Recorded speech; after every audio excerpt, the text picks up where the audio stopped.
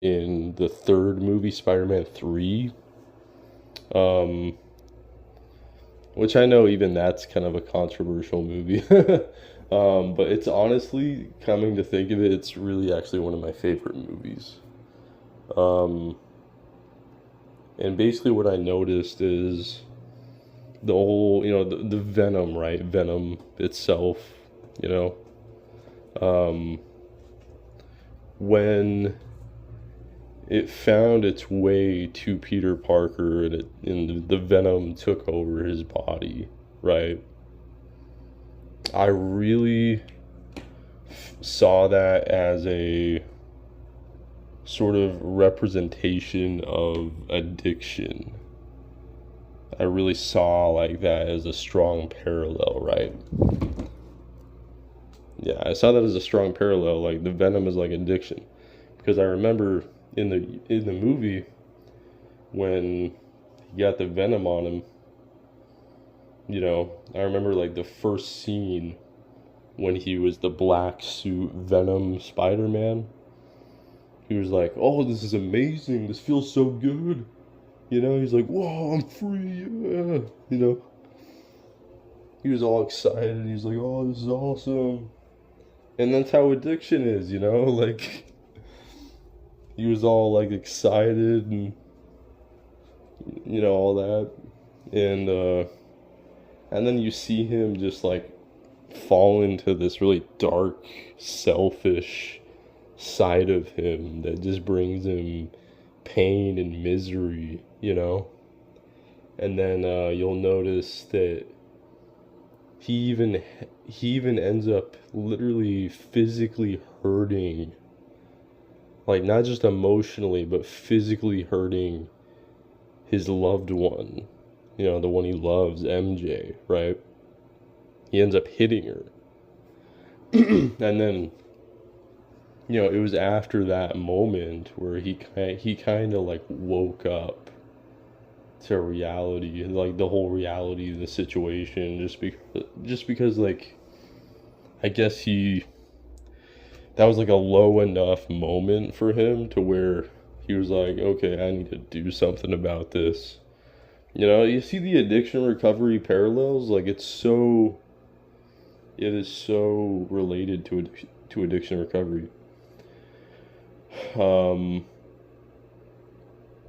yeah, so basically, what the parallels that I noticed, or what I kind of got out of this is, you notice he goes to this church with the bell, right? With the loud bell at the top of the church, um, to remove the venom from his body, right? And I've drawn a parallel where I see the bell, like the noise of the bell ringing, as a representation of the power of Christ, right? The power of Christ, His grace, you know, and because it was only through the ringing noise of the bell, which was Venom's weakness, that he was able to eventually get the venom off of him. That's a great parallel to addiction. It's only through Christ, it's only through the Holy Spirit's influence, that divine power, that we can remove the addiction from us. You know, so I thought that was a great parallel. You know, and that's pretty much it. Like that's pretty much what it is. One of the main things that I noticed from Spider-Man 3 that's like a gospel related addiction recovery parallel, right? And then also there's the whole theme of forgiveness as well. There's a lot more to it with that movie. Um, like he ended up forgiving his friend at the end. Like Peter and Harry got into a fight, and then they ended up forgiving each other, and then Harry sacrificed his life for Peter. Um, yeah, just a lot of like actually really good gospel related stuff in that movie. That's why it's like literally one of my favorite movies. But that's pretty much it. That's pretty much all I gotta say as far as it goes with the Spider-Man trilogy or Spider-Man 3 in particular. Um, the next one I want to talk about is Lord of the Rings. Lord of the Rings, and I've talked about this one before. I've talked about Lord of the Rings briefly, right? And basically, what I've drawn from Lord of the Rings is just it's pretty much like another addiction recovery parallel, right? The ring is like a representation of addiction, right? And you see like this whole journey that they go through of like eventually once and for all they bring the ring to Mount Doom to be destroyed, right? But it was it was a process of help and support from friendship, from having a fellowship, right? And it was this whole like um supportive group of like people working together to make this thing happen, right? Like the first movie's called The Fellowship of the Ring, It was through this fellowship that they were able to ultimately defeat this evil, right? And they all, even though most of the time they were separate in this trilogy, going about on their own journeys, they were all fighting against this one evil, right? And you'll notice at the end in I'm sorry. Oh. But yeah, you'll notice at the end in Return of the King, it was through Frodo's friend Samwise Gamgee that was traveling with him to destroy the ring that Frodo was able to make the rest of that journey. He picked him up, he carried him. He carried him up, you know.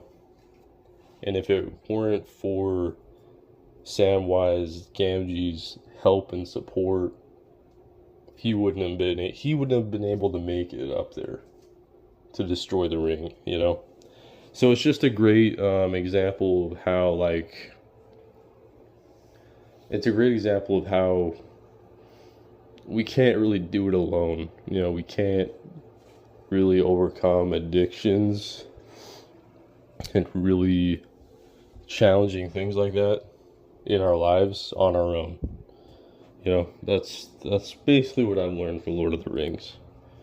We got to rely on that divine power. We got to rely on fellowship. And that's pretty much it with Lord of the Rings. The next one I want to talk about is Dragon Ball. I think most of y'all know that are subscribed to my channel. Most of you know that I'm definitely a fan of Dragon Ball. So what I've learned from Dragon Ball, particularly Goku, because he's, the main character, is that, we always have, we have, a great potential within us, right? We can always become stronger, right? Spiritually or even physically, right? We always have that potential, and you just see this inspiration through the whole training concept, all the training that Goku goes through to become better, to become stronger, to become a Super Saiyan, and to become new, stronger levels of Super Saiyan, and it's a really inspiring concept, and then even with Vegeta as well, but particularly Goku. And you'll notice in this series, like, they come across these enemies that are, like, really daunting, right? Like Cell, for example, or even Frieza, or Majin Buu, just as examples, right? And they're just like almost invincible. They're just like really OP, just super strong, like almost invincible enemies, right? And you'll notice that Goku, at least in most cases, he was not able to defeat these enemies in the end on his own. He always needed some sort of support from like something outside of himself, or something like he always needed like that, the same sort of thing I was talking about before with Lord of the Rings. He always needed like that support, like he wasn't able to overcome it on his own. Like just like with addictions, like you're not really able to do it on your own. You gotta have that divine strength, that help and support from like other people, like an accountability partner. That same sort of thing, right? With a lot of these like OP enemies, he wasn't able to just do it on his own. Right, that's all I'm saying. But yes, a lot of it was through his own training and his own inner strength to defeat these enemies, but it wasn't just that, so that extra support was always like needed, but yeah, like that's pretty much just one of the most inspiring things that like I've noticed from Dragon Ball in general, is just the whole training concept. Like we can always train to do better and to be better, and the more we train, the stronger we become, and the more that we're able, the better we're able to like face these challenges and overcome these challenges and these setbacks, and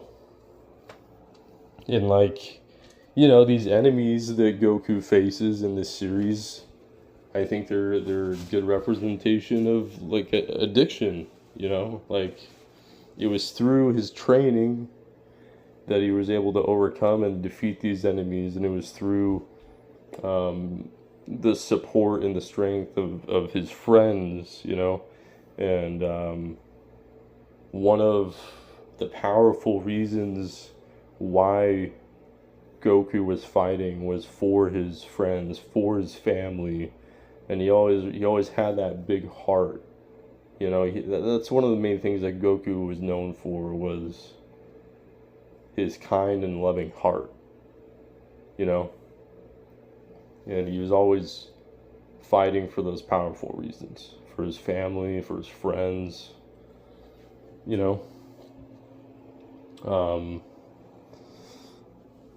and yeah, that's definitely like one of the main things. That's one of the main like lessons, gospel related lessons that I've learned from Dragon Ball is he always, Goku always had that purpose, that inner purpose and like will to be better.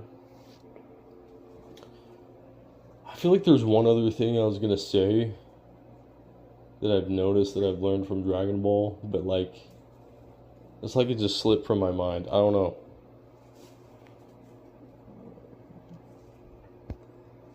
Well, maybe it'll come back to me. I mean, for the most part, other than that, that is pretty much all I gotta say about Dragon Ball, as far as like what I've learned from that series.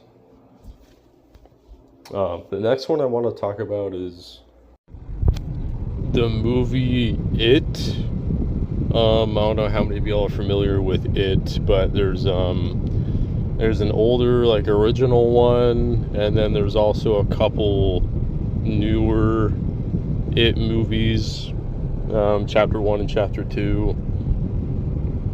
But, you know, basically, you know, Pennywise the clown is, like, the main,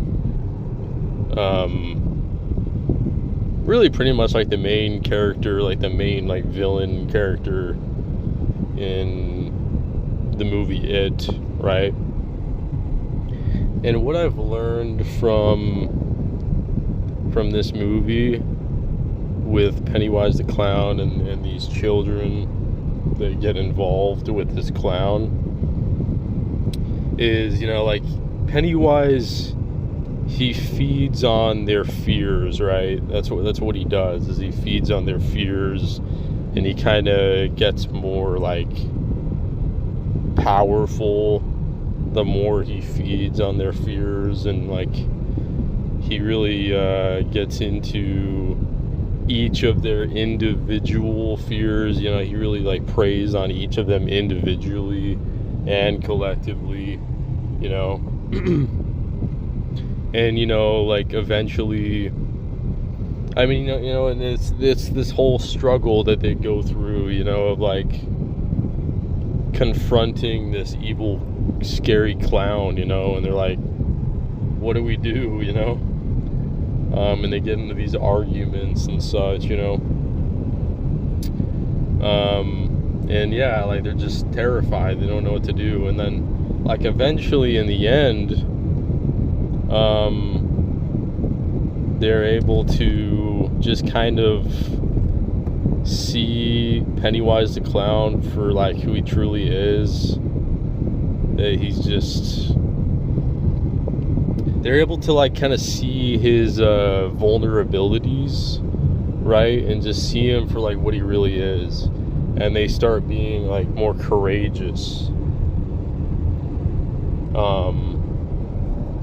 And then once they start being more courageous, and they really, like, stand up to him, that's when, like, he started becoming weak, and he was eventually, like, defeated.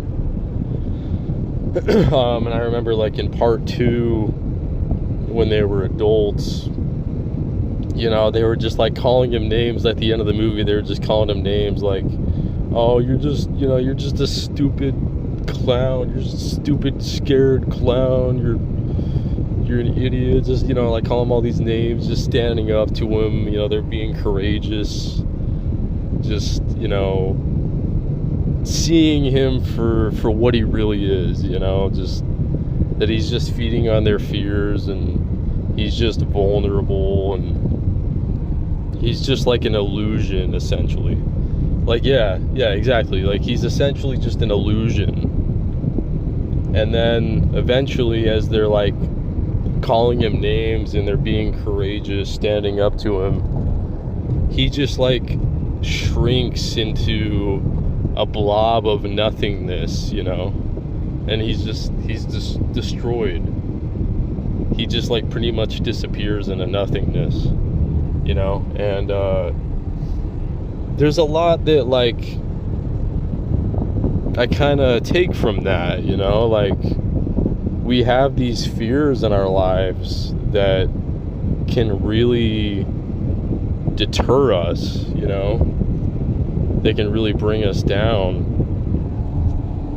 But, like, when we learn to face these fears and see them for what they truly are, and when we begin to be courageous, you know, that fear is destroyed. It's just like an illusion, right? And we look back, and it's just like, oh, like, that was just nothing. It was just an illusion. It wasn't even a big deal, you know. And I think that's very applicable to, like, addiction recovery, you know, and, like, a lot of things in general in life. Like, when we're fearful, is that, like, we just got to remember it's just an illusion, you know. And that's a lot of how, like, I don't know how many of y'all are religious or spiritual, but, like, this is at least what I believe. It's a lot of how, like, the devil Satan messes with us is through fear, is through pushing fear on us, and it's just a matter of like using the light to get rid of that darkness, to get rid of that fear, and just seeing through the illusion of that, and just choosing to be courageous. So that's what I've kind of learned. That's the valuable thing that I've learned from the It movie, or the It movies. I wouldn't have thought that this would be one of the fictional stories that I would bring up, but like, I got some real value out of that story, and yeah, that's pretty much all I gotta say, guys. And I just want to kind of recap pretty much just everything in general that I've learned from these movies and these shows. Love, support, family,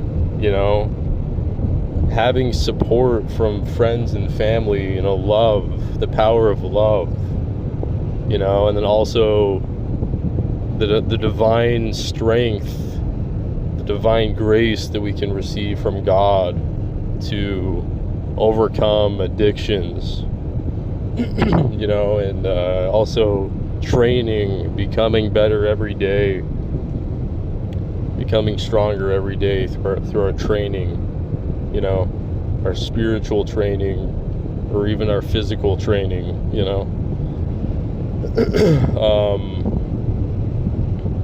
yeah, just friendship, love, all that good stuff. Yeah, those are just some themes that I'm just kind of recapping from like these movies and these shows that I've talked about. But yeah, that's all I'm gonna say, guys. Thank you so much.